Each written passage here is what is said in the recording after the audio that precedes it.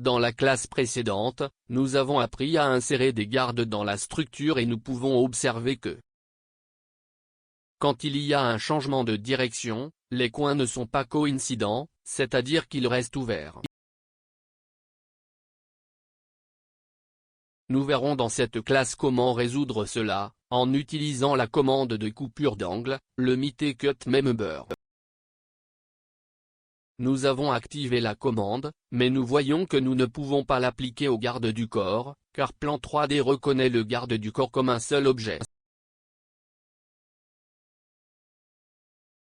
Pour résoudre ce problème, dans l'onglet Structure, nous activons l'outil d'explosion de structure, ce qui fera de la grille de protection un ensemble d'éléments modifiables. Faisons exploser les grilles de protection.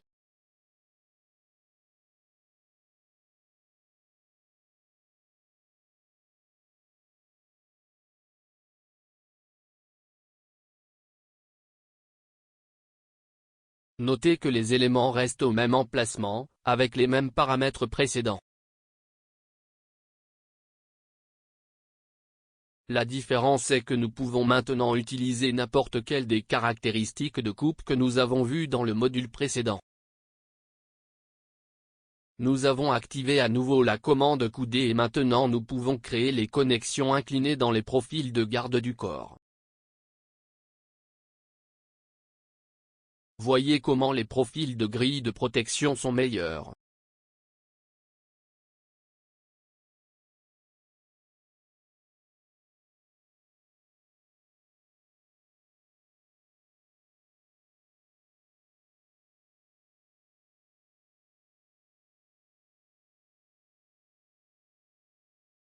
La commande Cut Back Member peut également être utilisée pour améliorer l'apparence et faire en sorte que les profils de la structure et du corps ne se croisent pas.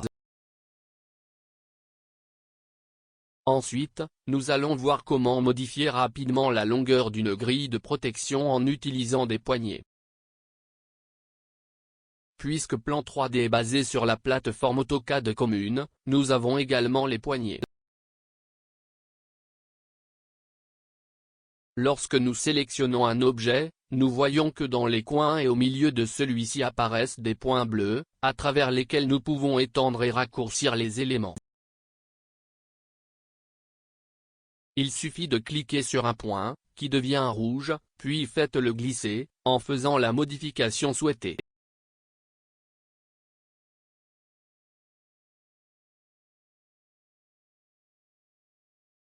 Nous pouvons sélectionner plus d'une poignée simultanément, en maintenant la touche Shift enfoncée, puis faire la modification désirée, notez.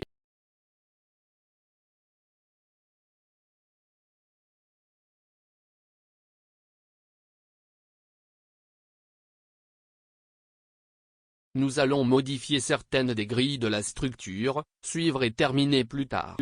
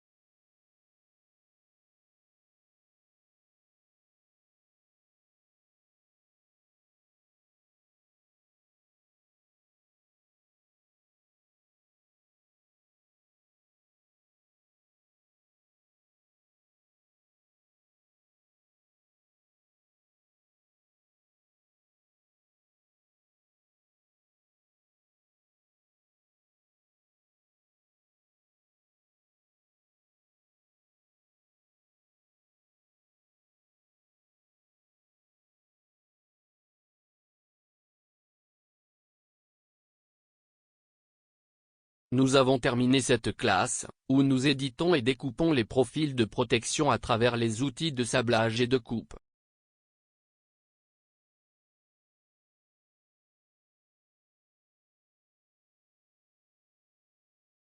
Nous avons également vu comment utiliser les poignées d'AutoCAD pour les modifier.